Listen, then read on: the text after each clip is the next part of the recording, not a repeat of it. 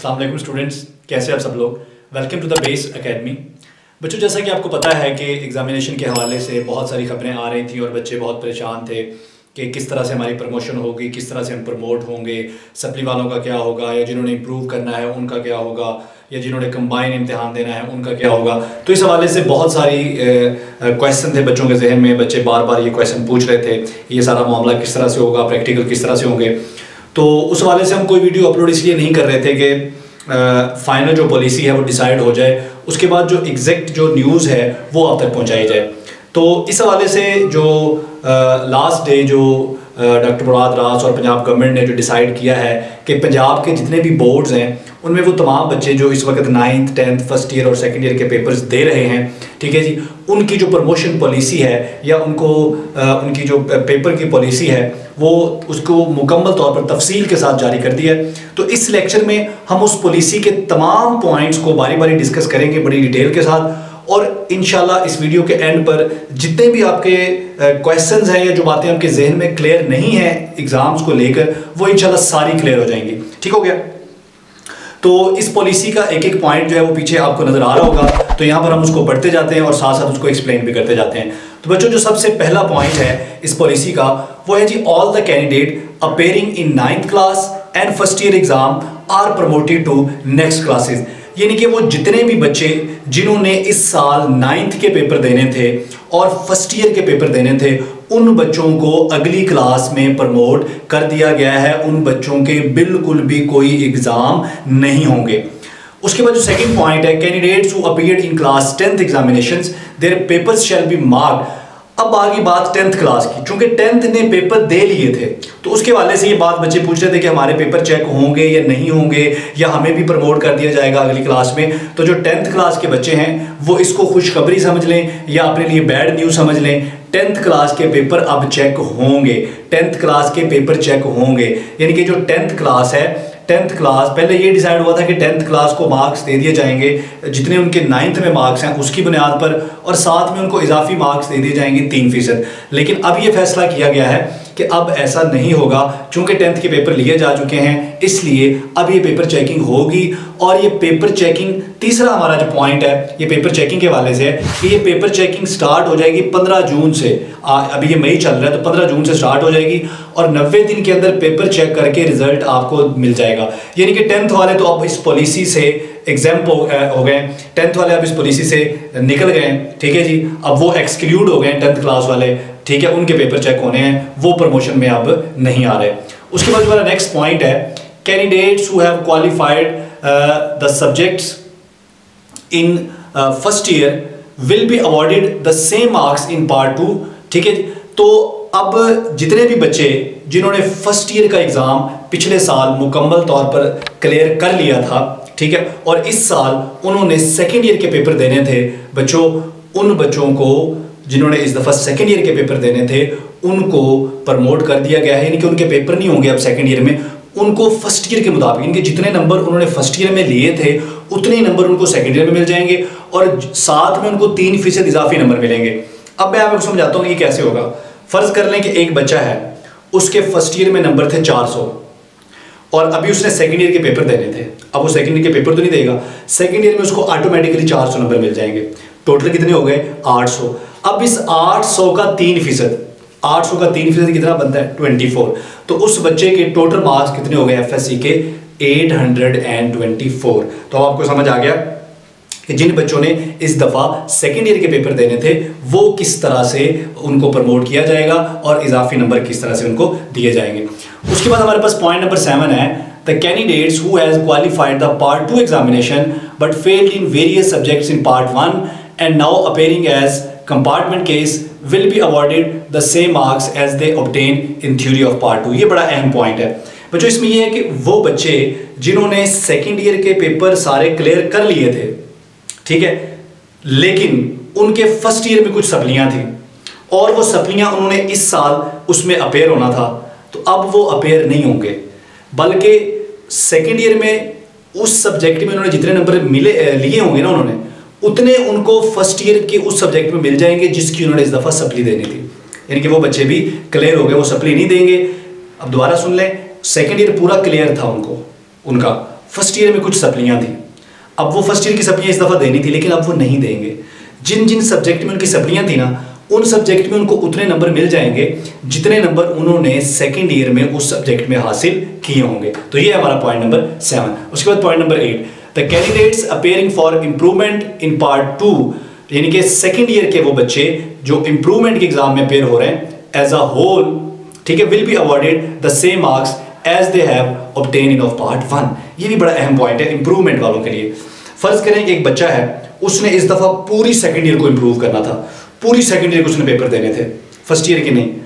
अब वो पेपर नहीं देगा इम्प्रूवमेंट के, बल्कि क्या होगा, जितने नंबर उसके फर्स्ट ईयर में उन सब्जेक्ट्स में थे ना, उतने ही नंबर आप उसको सेकंड ईयर के में मिले। क्योंकि उस बच्चे का ख्याल ये था, जो बच्चा पूरी सेकंड ईयर को रिपीट कर रहा है, जाहिर बात है वो इसलिए कर रहा था कि फर्स्ट ईयर में उसके मार्क्स अच्छे थे और सेकंड ईयर में मार्क्स बुरे थे, इसलिए वो पूरी सेकंड ईयर को रिपीट कर रहा था। तो अब पूरी सेकंड ईयर को वो रिपीट नहीं करेगा, उसके एग्जाम नहीं देगा, बल्कि जितने नंबर उसके फर्स्ट ईयर में थे उतने ही उसको सेकेंड ईयर में मिल जाएंगे। उसको सेकेंड ईयर का पूरे साल पूरा होल एग्जाम देने की ज़रूरत नहीं है। उसके बाद पॉइंट नंबर 9 है, the candidate appearing for improvement in various subjects will awarded the highest marks. ये तो बहुत ही इंपॉर्टेंट बात है बच्चों। बहुत सारे बच्चे ऐसे थे जो इम्प्रूवमेंट के एग्जाम में अपीयर हो रहे थे, लेकिन वो डिफरेंट सब्जेक्ट दे रहे थे। मसलन एक बच्चा था, उसने कहा कि जी मैंने सिर्फ फिजिक्स और केमिस्ट्री को इम्प्रूव करना है, फर्स्ट ईयर की फिजिक्स और केमिस्ट्री भी, सेकंड ईयर की फिजिक्स और केमिस्ट्री भी, सिर्फ 2 सब्जेक्ट मैंने इंप्रूव करने हैं, या मैंने 3 सब्जेक्ट इंप्रूव करने हैं। अब वो बच्चा पेपर नहीं देगा, बल्कि क्या होगा, ये देखा जाएगा। फर्ज करें, मैं आपको एग्जांपल देता हूं कि बच्चा जो है वो इंप्रूव, उसके फर्स्ट ईयर में फिजिक्स में अच्छे नंबर थे लेकिन सेकंड ईयर में फिजिक्स में अच्छे नंबर नहीं थे, तो उसने सोचा चलो मैं फिजिक्स को इंप्रूव कर लेता हूं ताकि मेरे सेकंड ईयर के फिजिक्स के भी अच्छे नंबर आ जाएं।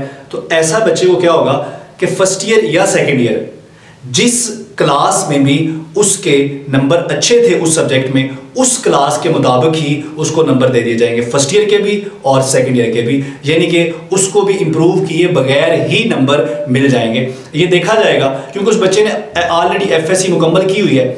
अब ये देखा जाएगा कि जिन सब्जेक्ट में उसने इंप्रूवमेंट के लिए अप्लाई किया है, उन सब्जेक्ट में किस साल में उसके अच्छे नंबर है, फर्स्ट ईयर में या सेकंड ईयर में। अगर सेकंड ईयर में अच्छे नंबर है तो सेकंड ईयर के भी उतने मिल जाएंगे, फर्स्ट ईयर के भी उतने मिल जाएंगे। अगर उसके फर्स्ट ईयर में उस सब्जेक्ट में अच्छे मार्क्स हैं तो उसको फर्स्ट ईयर के भी उतने मिल जाएंगे और सेकंड ईयर के भी। मैं आपको एग्जांपल देता हूं कि एक बच्चे के केमिस्ट्री में फर्स्ट ईयर में 80 मार्क्स थे और सेकंड ईयर में उसके केमिस्ट्री में कम आ गए, ठीक है, उसके 60 नंबर आ गए। अब वो बच्चे ने एफएससी तो कर लिए, लेकिन वो चाहता है कि मैं केमिस्ट्री को इंप्रूव कर लूँ, तो उसके लिए बोर्ड ने क्या किया कि बजाय वो दोनों सालों के पेपर दे, फर्स्ट ईयर में उसने 80 लिए थे, अब सेकंड ईयर में उसके 60 थे, तो सेकंड ईयर में भी उसको उसी सब्जेक्ट में 80 मिल गए, ठीक है। तो बगैर पेपर दिए ही उसका इंप्रूव हो गया। और ये बहुत सारे लोगों के लिए एक बहुत बड़ी न्यूज़ है, एक बहुत बड़ी खुशखबरी है बहुत सारे लोगों के लिए जो इंप्रूव कर रहे थे। उसके बाद जो पॉइंट नंबर 10 है, the candidate appearing in improvement in their part 1 first year, यानी कि will be awarded the same marks as they have obtain in of the part 2।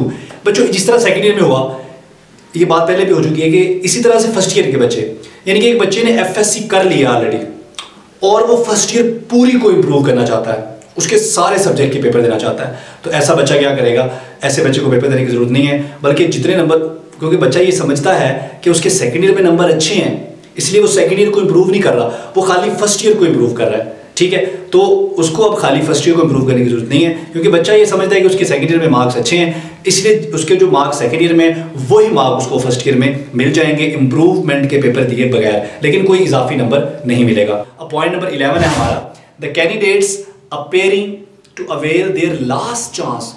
ये भी बहुत सारे लोगों के लिए बहुत अच्छी खबर है। वो तमाम बच्चे जिनका ये पास होने का आखिरी चांस था और वो पेपर दे रहे थे, उनको भी एवरेज मार्क्स देकर पास कर दिया जाएगा।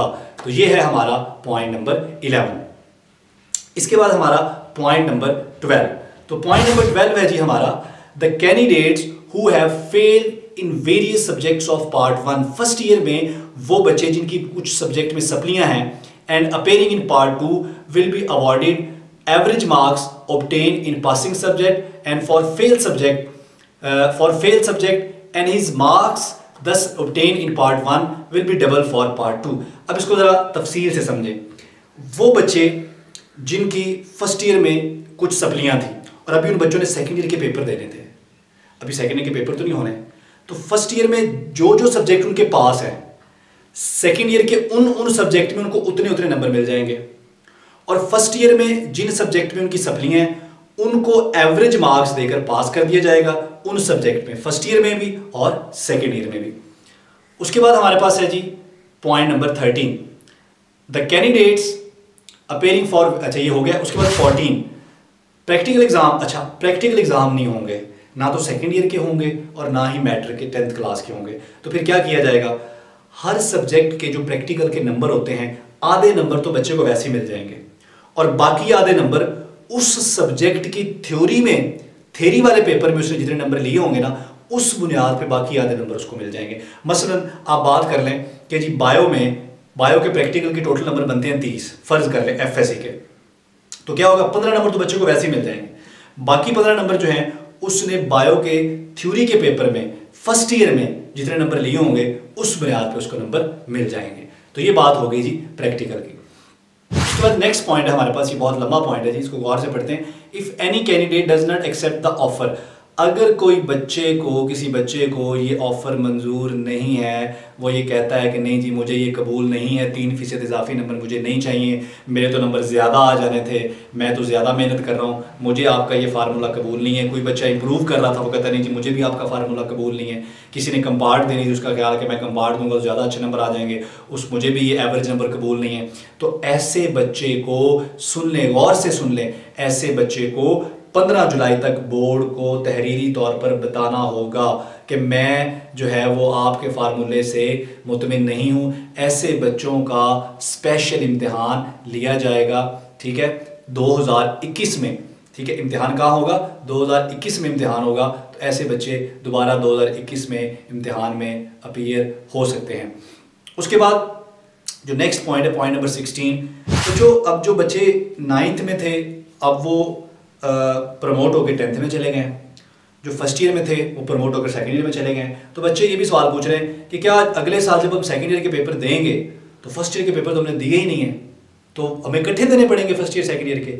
इसी तरह हमें जब 10th में अगले साल पेपर देंगे तो क्या हमें साथ में ये 9th वाले पेपर जो भी रह गए ये साथ देने पड़ेंगे? ऐसा नहीं है। अगले साल जो बच्चे अब सेकेंड ईयर में प्रमोट हुए हैं ना, वो खाली अगले साल सेकेंड ईयर के पेपर ही देंगे, और जो बच्चे 10th में प्रमोट हुए वो खाली 10th की पेपर देंगे, ठीक है। लेकिन होगा क्या कि जो अगले साल सेकेंड ईयर के पेपर देंगे ना, जितने नंबर वो सेकेंड ईयर में लेंगे उतने ऑटोमेटिक उनके फर्स्ट ईयर के मिल जाएंगे। यानी कि अगले साल फर्ज करें सेकेंड ईयर के पेपर होने हैं, एक बच्चा सेकेंड ईयर में ले लेता है जी 450 मार्क्स, उसको ऑटोमेटिकली फर्स्ट ईयर के 450 मिल जाएंगे, उसके 900 मार्क्स हो जाएंगे एफएससी में।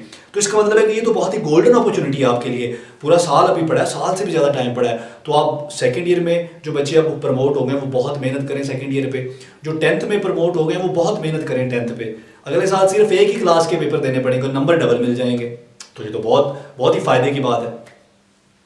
नेक्स्ट पॉइंट है हमारे पास फ़ी। जी हाँ, ये बहुत सारे बच्चों के दिल में था कि जी हमने इतनी फ़ीस दी है, बोर्ड ने तो करोड़ों रुपए जमा कर ली हैं, अब ये फ़ीस का क्या होगा। तो एक और आपके लिए गुड न्यूज़ है कि अगले साल आपको फ़ीस नहीं देनी पड़ेगी एग्ज़ाम की, अगले साल आप बगैर एग्ज़ाम फ़ी के एग्ज़ाम में अपीयर हो जाएंगे। उसके बाद पॉइंट नंबर 18 है the candidates of higher secondary school certificate, यानी कि एफएससी के वो बच्चे failing in the following categories, जो इन तमाम कैटेगरीज में कहीं पर भी नहीं आ रहे, उनको स्पेशल कैटेगरी में रखकर उनका एग्ज़ाम लिया जाएगा, और ये एग्ज़ाम अगस्त में, यानी कि इसी साल अगस्त में शुरू हो जाएगा। अब ये बोर्ड ने वाज़ह कर दिया है कि वो कौन कौन सी कैटेगरी, वो कौन कौन से बच्चे हैं। नंबर 1 वो बच्चे the candidates who have applied for composite part 1 and 2, जिन बच्चों ने कंपोजिट इम्तिहान देना था पार्ट 1 2 का इकट्ठा, और वो बच्चे जिन्होंने कंपोजिट इम्तिहान देना था 9th और 10th का इकट्ठा।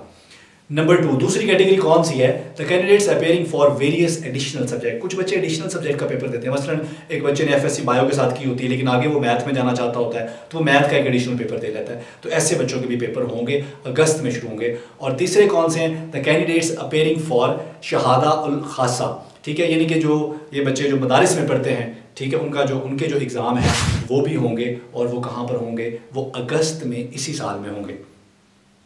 अच्छा जी, उसके बाद the board shall mention in the transcript, इनके जब आपको रिजल्ट कार्ड जारी होगा तो उस रिजल्ट कार्ड में लिखा जाएगा कि कोविड-19 की वजह से ये जो पॉलिसी है, इस पॉलिसी के मुताबिक बच्चों को ये नंबर दिए गए हैं। तो इसके साथ ही ये पॉलिसी कंप्लीट हो गई है।